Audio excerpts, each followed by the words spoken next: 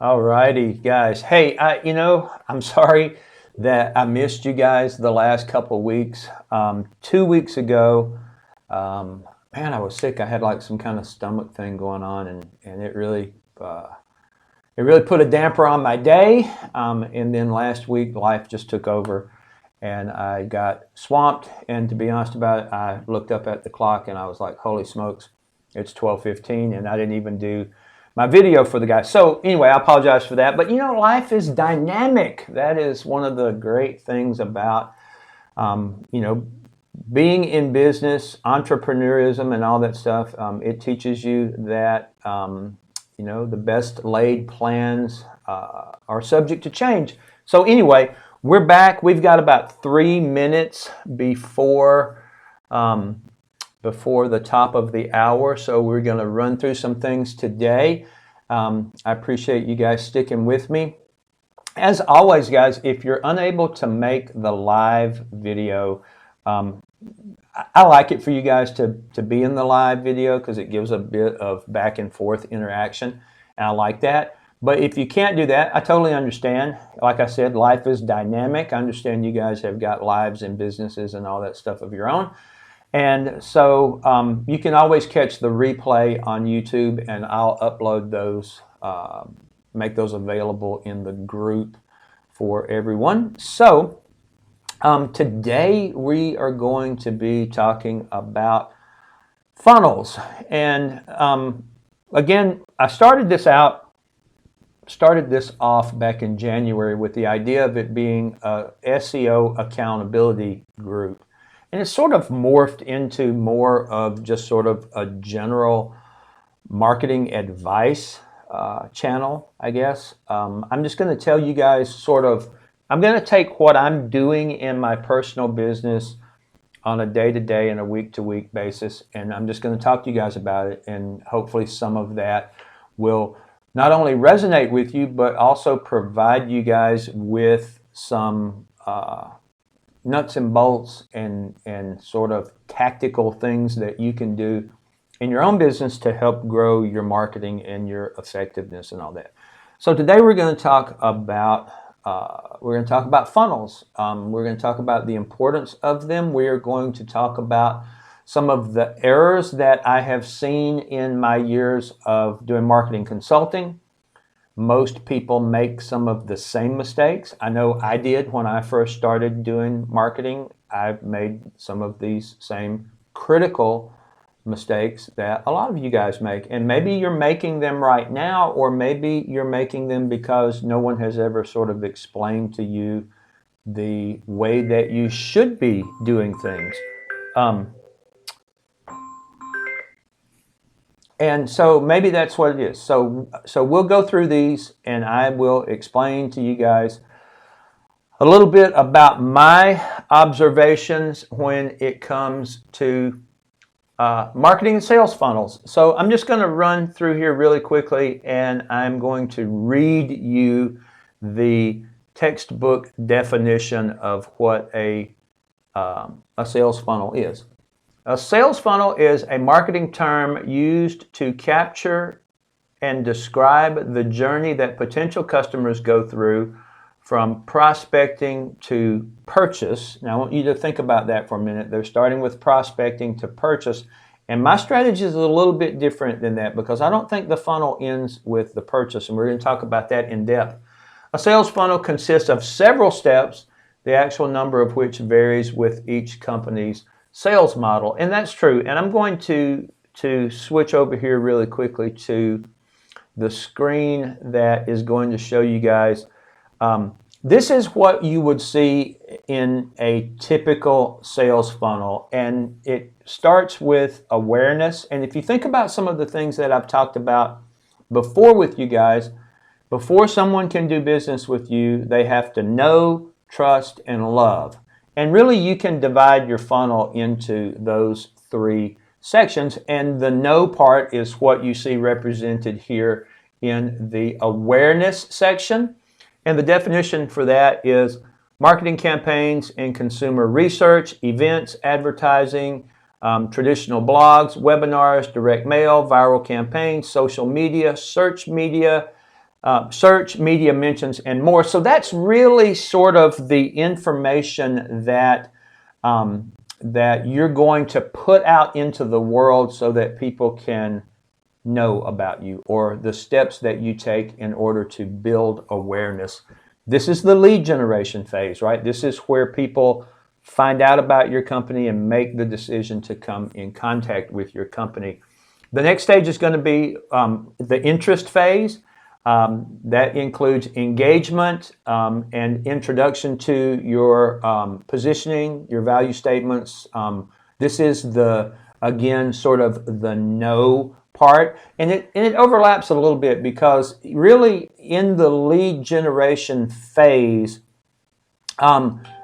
people need to know about you. Obviously, if they don't know about you, they can't do business with you. And they also need to trust you at least enough to give you their contact information. And there's an exchange that goes on there, and that's a pretty low level of trust. I mean, we've all given our email addresses or our, cell phone numbers or whatever in order to find out more information about a company. But the trust has to be there at least a little bit, right? I mean, we can always opt out, right? But we do have to trust them at least enough to give them that information. So that is a little bit of overlap there. And then also in the interest phase of the funnel, this is where you're going to be dealing with emails. Obviously, people have given you contact information. Targeted content, your remarketing also factors in to this segment of the funnel. Classes, newsletters, etc. Okay, so this is really the stage where you're going to be building value in your company.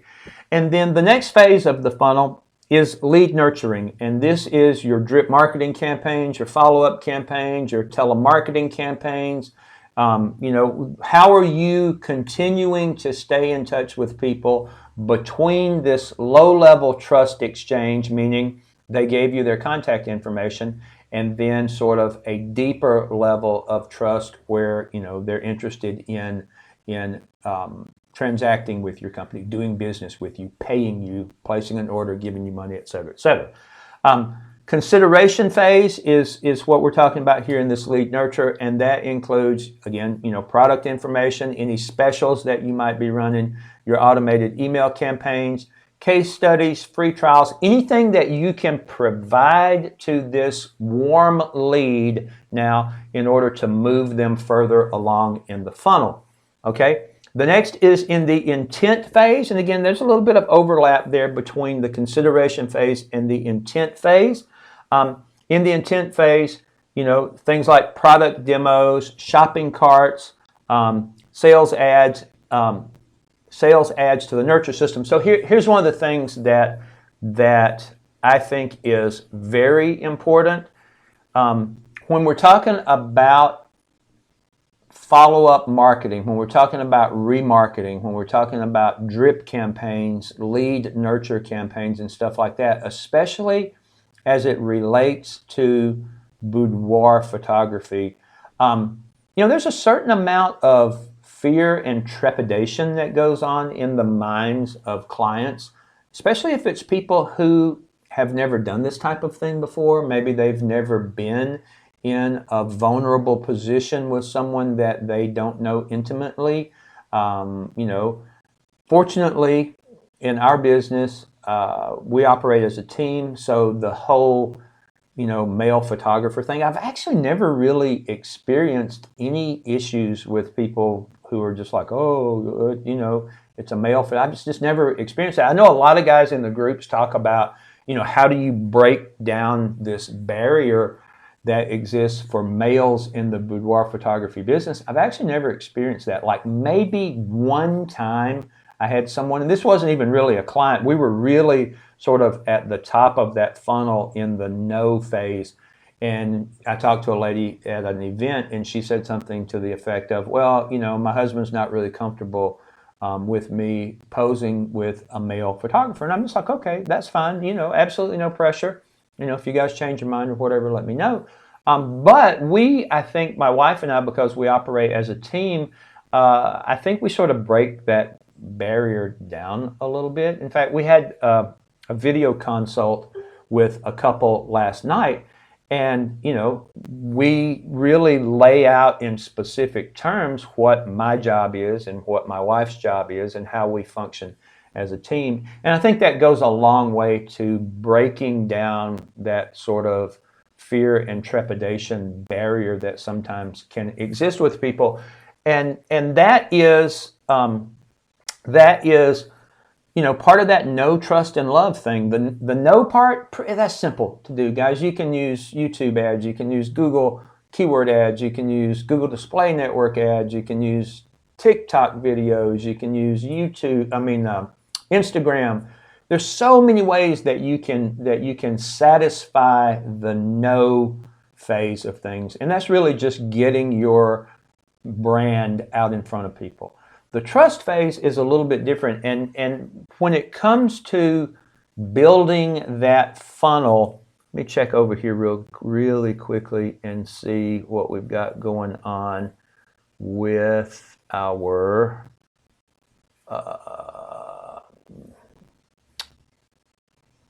yeah, I'm still here. We're staying in the call. I'm not sure what's going on there. Okay, anyway, I just wanted to check and see if we had anybody that was trying to get into the meeting, which is fine. Because I was delayed in this and we missed 2 weeks, I wasn't really expecting a ton of people. So I'm just going to press on through this. So anyway, the know and the trust phase is vitally, vitally important. So this moves us down into the evaluation stage of the funnel. Marketing and sales work to prove their product is best. And again, this is, so once someone commits and they've given you their lead information, right, we move a little bit away from the know phase, and then we start working on the trust phase. And it's vitally important that you have these systems in place before people start giving you lead information, because you want to make sure that you've got a consistent process in place so that there's no sort of cognitive dissonance and there's no disconnect between what people are seeing in your marketing message and what's happening in your response, remarketing, and follow-up stuff. So this moves us down to what is the bottom part of this particular funnel, and I don't think it's the end of the funnel by any stretch of the imagination, and that is purchase. And obviously the definition for that would be the sales transaction is completed. I want to show you guys a funnel that I think describes certainly my way of doing things a little bit better, and that adds a couple more steps down here at the bottom. The funnel that we just looked at before really stopped right here at the action phase, and that is a lead becomes a customer after making a transaction, okay? But I think there's more to it than that. I think that there is a retention and a loyalty phase, and in my know, trust, and love model, this moves into the love stage of things. The easiest business that you'll ever get, the most profitable business that you'll ever get, the best business, dare I say, that you'll ever get is going to be referral business. No one can convince someone to know, trust, and love you more than someone who has already gone through that process with you. And I've said this before, one of my favorite sales and marketing teachers over the years was a gentleman by the name of Zig Ziglar. And one of his famous quotes was, "The easiest way to get people to do business with you is to ask your happiest customers why they bought and then tell the world what they said." Testimonial marketing. Testimonial marketing is huge, right? So as we move into the retention phase, this is where you turn new customers into power users, monitor their health score, monitor their love score with you, as it were, and then upsell them. Okay, and then the next phase of that is loyalty, where you offer bonuses for long-term customers and provide a referral or affiliate program. Now, I'm going to tell you guys that the easiest, let me see if I can get this to be a little easier for you guys to read here. So I can zoom in on this a little bit here maybe. Let me make sure that this is going to show up. Let me see here. I can make this work over here in OBS. I might have to make an adjustment here, which is fine. Here, I want to be sure you guys can see this. Let's see here. Let's just try probably window capture. Add existing. Okay, try that. And then this is going to be that Microsoft Photos, maybe. Is that going to work? Turn this one off. This one's not working yet. Why not?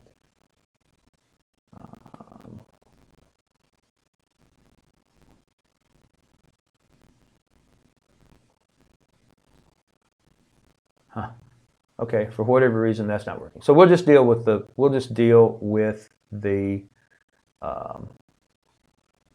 small one. I'll do my best to describe it to you guys as we go into this. So my idea here is we take this funnel and we flip it upside down and we start with the loyalty and referral program. Because if you don't have that in place, you're never going to get it done. And it's never going to work right. And you're never going to find time to do that. And I know that the knee-jerk reaction from everyone is, hey, let's just start at the top because let's fill that funnel with potential customers, and then I'll figure out this whole referral, love stage of things later on. And I'm telling you, if you don't do it up front, you're never going to do it. I made these mistakes myself, and I left this giant hole in the bottom of my funnel, and I was losing business. Here, look at it this way. Every single person that goes through the various stages of this funnel are there because you made an investment. You made an investment in marketing budget. You made an investment in time. You made an investment in energy. There was a cost involved in getting people into that funnel and moving them down to each subsequent stage of that funnel. So if you don't have the bottom of it filled out, then you lose a lot of your investment. So I encourage you to make sure that you've got the referral program, the loyalty program fleshed out first before you ever start filling your funnel with potential customers, because if you don't, you're just leaving so much money on the table that it's just, it's not even, like I said, referral business is always going to be your least expensive. It's going to cost you the least amount of money to get a referral because you've already got this cheerleader, this brand ambassador who's hyping your business. If you did your know and trust and then execute your responsibilities, if you did those things properly, you're going to have this cheerleader out there that is going to be able to bring you business in ways that you never thought possible, right? So, the easiest way to double the amount of business that you do in 2023 is just to get everybody that you do business with to refer somebody. I'm serious. Like if you got every single person that has done business with you in the last 3, 6, or even 12 months and said, hey, do you have 2 people in your social circle who might be interested in boudoir photography? Oh, that's awesome. Have you shown them your album? Oh, that's great. What did they say? Oh, they really loved it. That's great. Can I get their name? I'd love to talk to them. If you did that, you would absolutely double the amount of business that you're able to do in the next 3, 6, 9, 12 months or whatever, because these people are coming to you already primed and excited. They already know you do great work. They already know the experience is worth the investment. So if you don't have a good loyalty and referral program in place at the beginning of your marketing campaign, it's really going to cost you money in the long run. So let's assume that now you've got this referral/loyalty program, right? And you can incentivize your previous customers. Say, hey, those 5 images that you really, really wanted from your session, but you were unable to sort of work it into your budget or whatever. If you give me the name of 3 people and one of them books a session with me at my middle package at least or whatever, I'll give you those 5 images as a bonus, right? So incentivize people to behave the way that you want them to behave. We've talked about this before. I'm a huge opponent when it comes to reducing session fees because that's actual cash out of your pocket. Incentivize people on the backside. So if you could get, so let's say that your middle package is $2,000. Should be more, but let's just say your middle package is $2,000. How many of those would you have to get in order to justify giving someone 5 digital images that you already took 3 months ago? The answer is 1, right?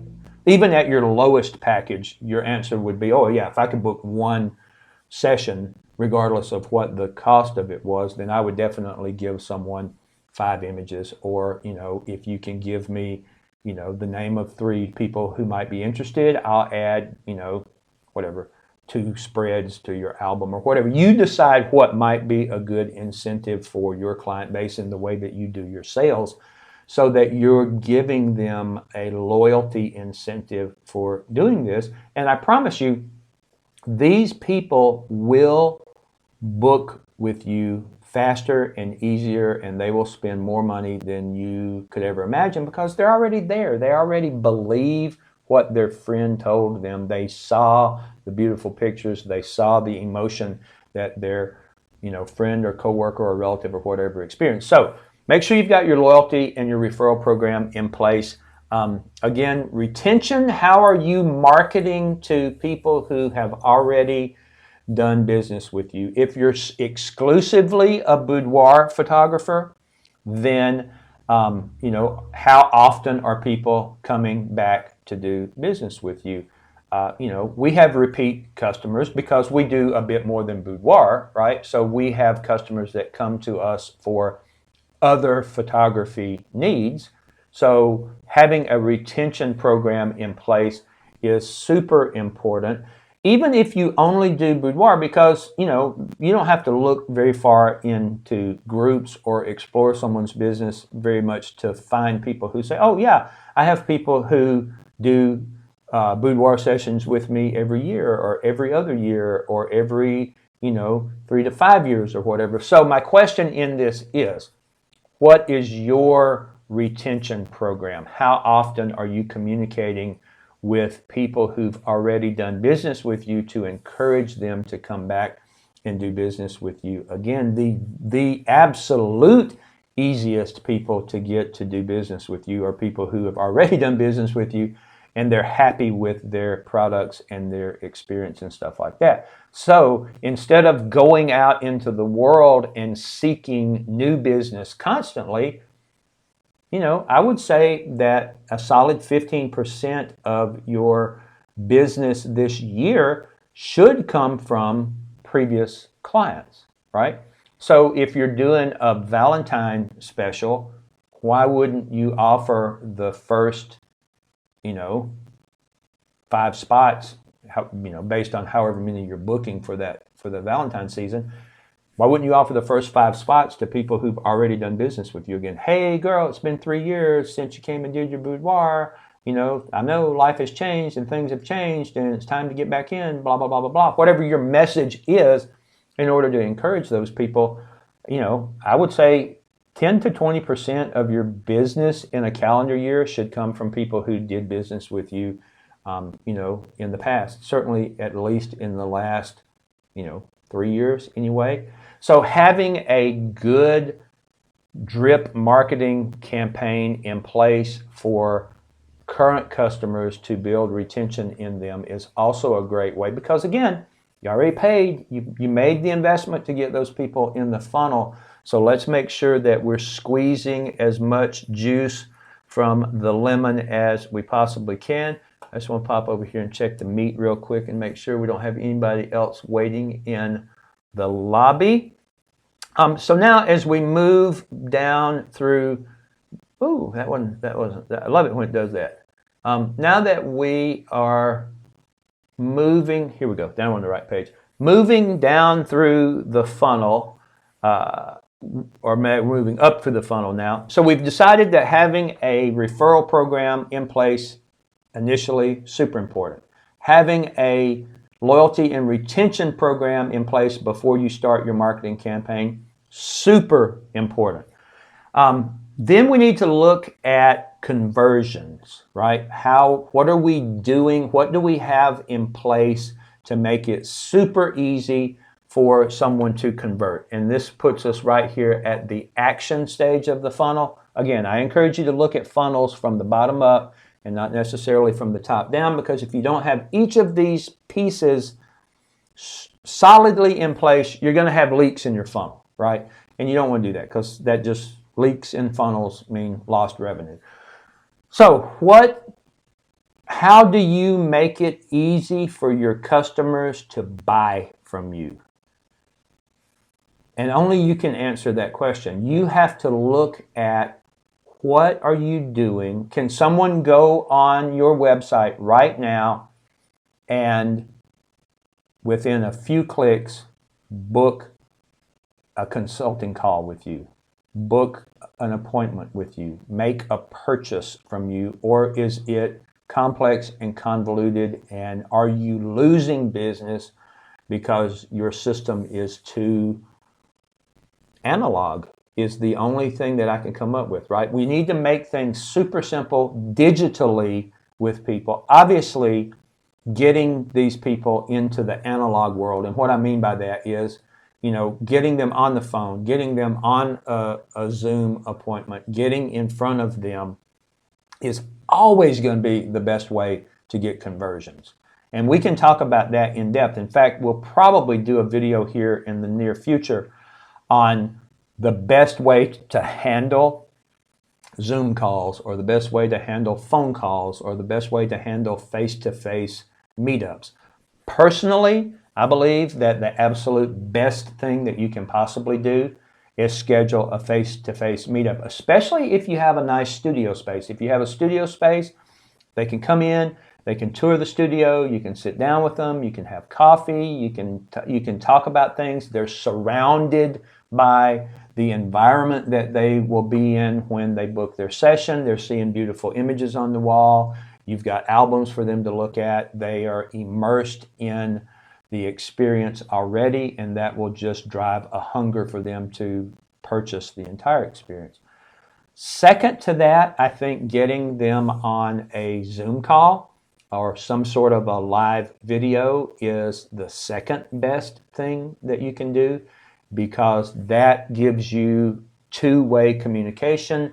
We are creatures who are programmed to respond to faces, and so when we can see faces, it is better for us than if we can't see faces. And I'll switch to my face now so you can see that. So having that video interaction is so much better. That's the reason that I do this for you guys, is because, in my opinion, video is the best way for us to communicate, second only to in-person interaction. So, get in front of them. Even if you don't have a studio, if you're shooting Airbnb stuff, and there's nothing wrong with shooting Airbnb or hotel or Pure Space studio stuff or whatever, there's absolutely nothing wrong with that. I've done it myself, and it's a great way to do if you don't have a studio, or if you do have a studio and you're shooting in a different city or town or whatever. Nothing wrong with that.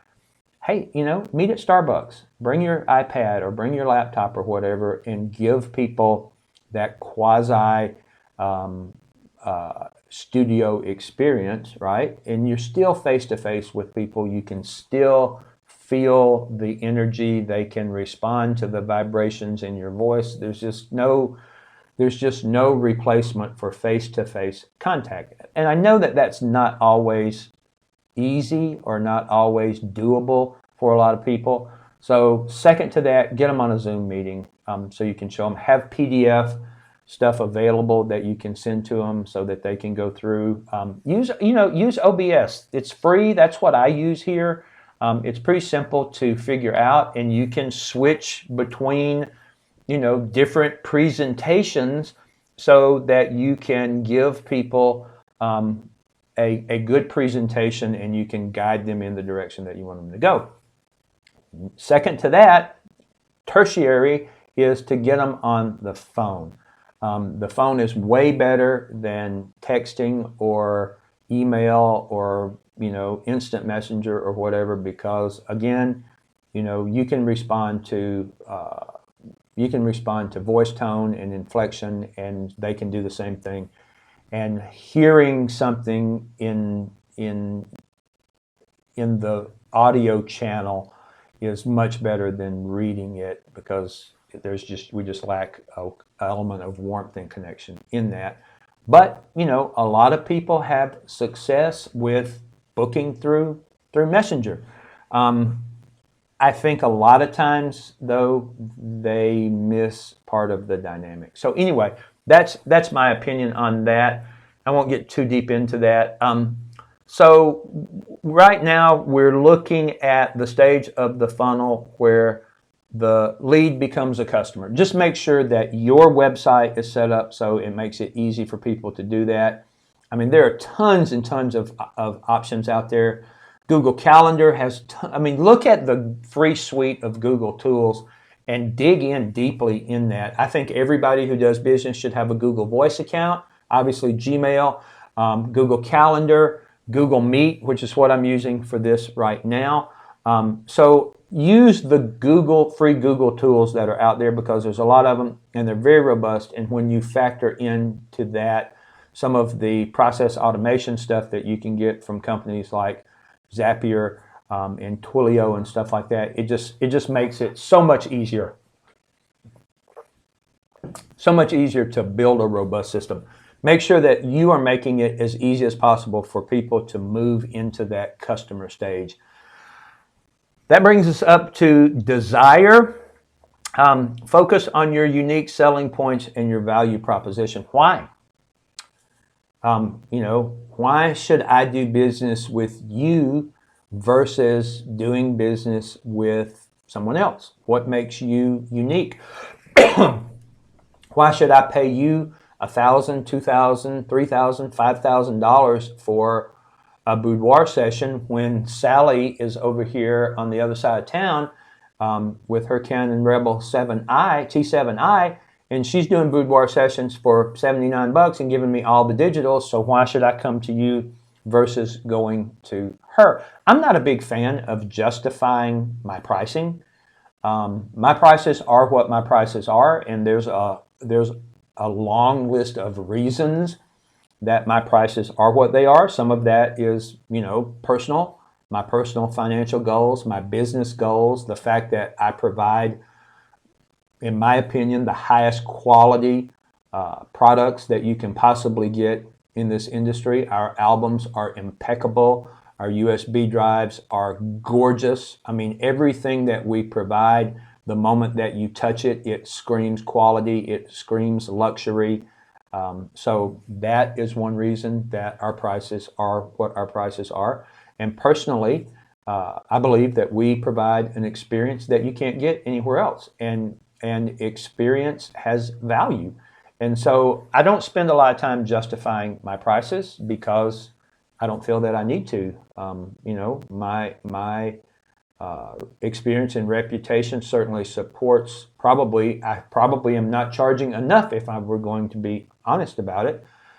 So we need to give people reasons to do business with us versus doing business with the myriad other options that are available out there. And part of that is selling them on themselves. This is an investment in you. This is an opportunity for you to experience yourself in a way that you've never experienced yourself before. This is an opportunity for you to capture a period in your life that is, quite honestly, fleeting. We're never going to be the people that we are today, and being able to capture that and archive it, I think, is a very important thing. So you want to make sure that your selling points and your value propositions and stuff are solid. And when someone asks you, why should I do business with you? Or why should I make an investment with you when I can find, what I believe are similar photographs elsewhere for less money? So you need to be able to You need to be able to sell yourself in a way that is positive and effectively moves them further along in the sales process. So that moves us up to interest, and this is where this is another critical stage of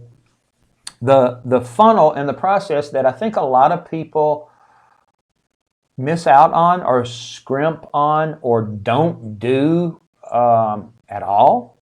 And it's very critical. And that is your nurture, your follow-up, your remarketing. When someone submits a Facebook message, what happens? If someone submits a Facebook message at 2 a.m., what happens? Do they have to wait in order for you to get your day started and get coffeeed up and respond to them? Or do you have an automated system in place that responds to them in real time, automatically, and starts moving them in the direction that you want them to go? Or is this something that you're having to do manually? If it's something that you're having to do manually, I can tell you right now that's an absolute gaping hole in your funnel. It's the most difficult way that you can do things. It's the least efficient way that you can do things. And it's the least effective way that you can do things. So think about where do you want people to go after they make initial contact with you, and make sure that your system, your follow-up system, is in place already to guide those people to where you want them to go. So as we look at this in greater detail, if someone sends you an email, if someone sends you a text message, if someone fills out the request more information form on your website, however many different ways you have for people to enter your funnel, you need to have a specific automated follow-up routine that kicks into gear regardless of whether they do it at 2 in the afternoon or 2 in the morning, regardless of whether they do it when you're sitting at your desk doing nothing, or whether they do it when you are neck deep into the most mentally intensive session that you've done this year. You need to make sure you've got those pieces in place so that that machine kicks into gear automatically. And I've said this before, I'm a giant fan of process automation. If you have not looked at Zapier, do look at it. I think it costs $20 a month or $24 a month or something like that to get in at the basic level, and that will handle most of what you would need to do for the majority of small photography studios. You'll get enough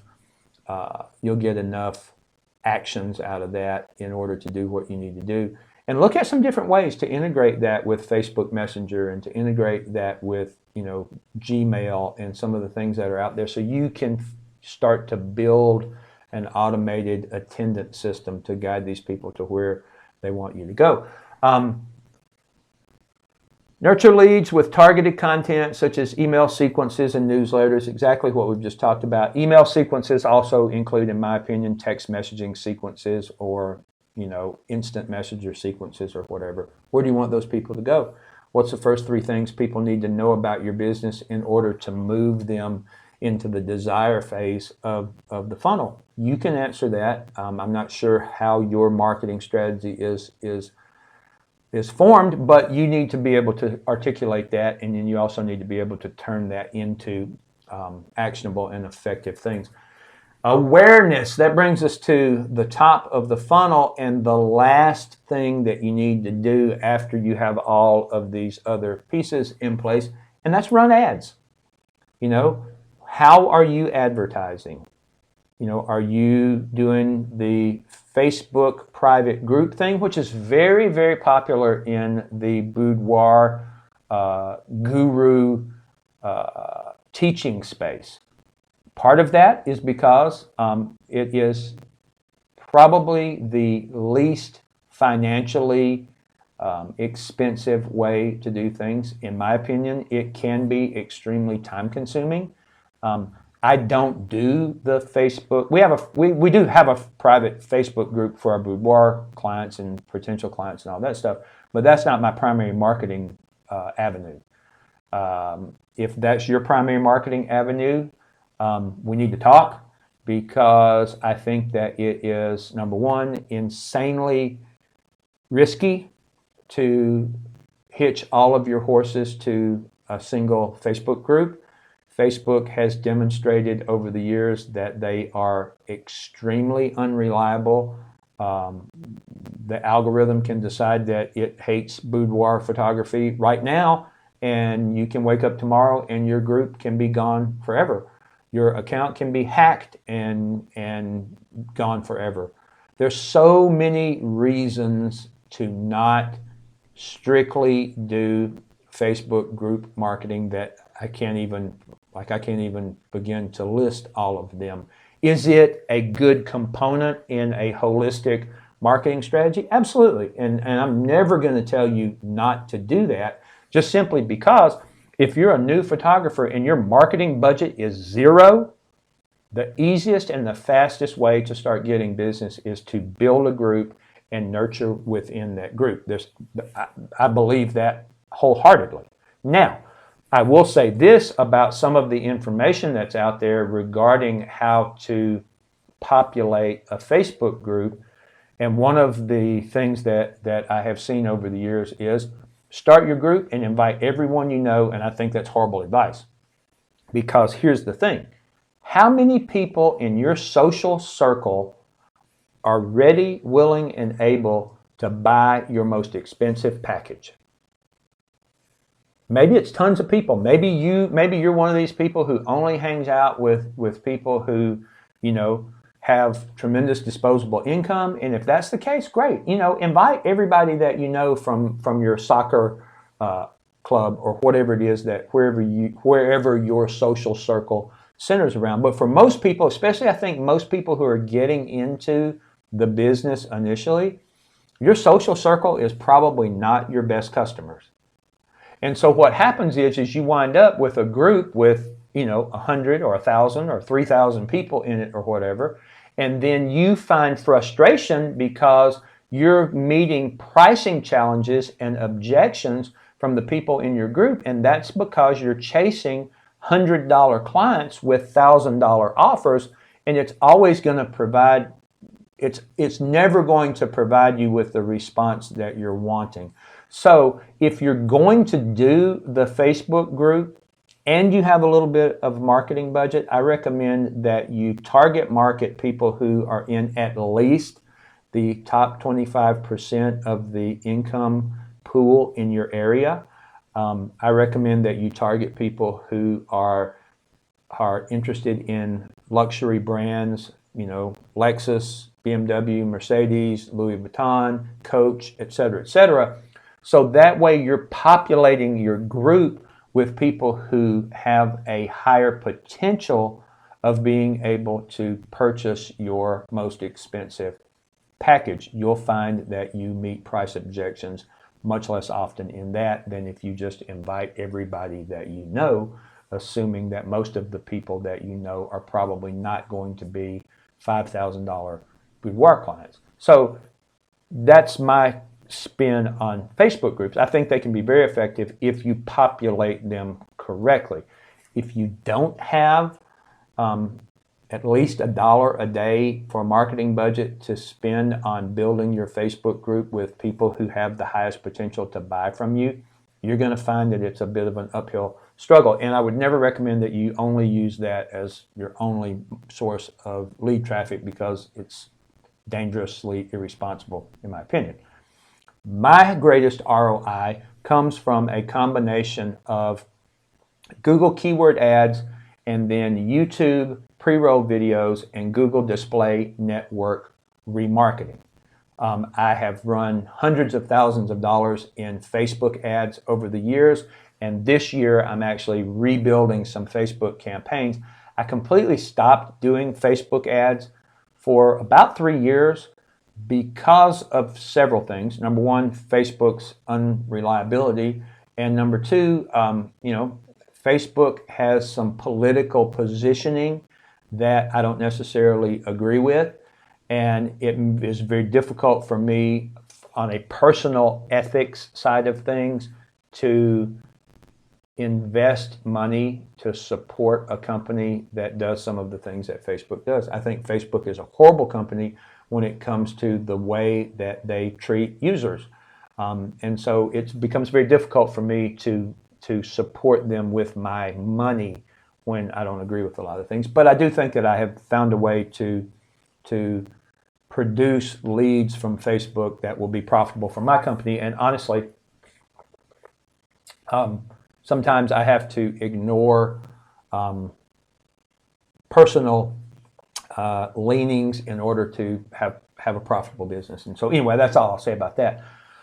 I know people have had a lot of success with TikTok stuff. So you have to decide what your overarching marketing strategy is in order to fill that funnel with potential buyers. And I can tell you that garbage in, garbage out certainly applies here.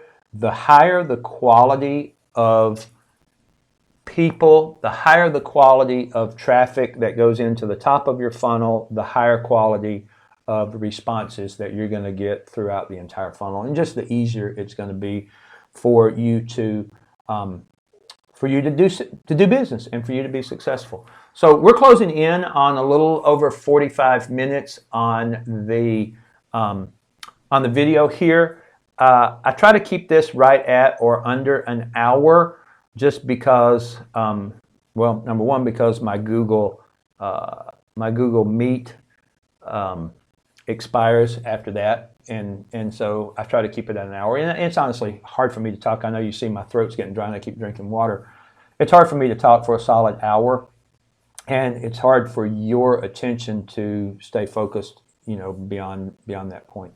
So I hope that today has been useful for you. I hope that you have gleaned some information from this that you can use in your business going forward. Obviously, this video will be re-uploaded to YouTube. As soon as I get done here, I'll upload it so you guys can access it there. There will be links in the group. If you're not already subscribed to the Facebook group, let me just remind you that you can find us on Facebook by just going in and typing Marketing for Photographers, and this is our banner image that you can see, or you can come right up here and you can look at the URL right here. Join the group. We would love to have you in there. If you're watching this on YouTube, obviously, subscribe, ring the notification bell so you get updated whenever we upload new content. I try to do this every Tuesday from 11 a.m. Central to noon. Sometimes life gets in the way like it did for the last 2 weeks. I'm going to be much more diligent about doing that with you guys because I enjoy this. Thinking my way through these things and explaining them to you helps me to sort of stay focused on what I'm doing. And hopefully it helps you guys. If you have something that you would like to see that I haven't done yet, obviously drop a comment, let me know what you think, and I will be happy to work that into future videos. I do this because I believe that a rising tide lifts all ships. The better you get at boudoir photography or photography in general, the better the industry is and the easier it is for all of us to do what we love to do. And so that's why I do it. I appreciate you guys. I love you, man, and I'll see you next time.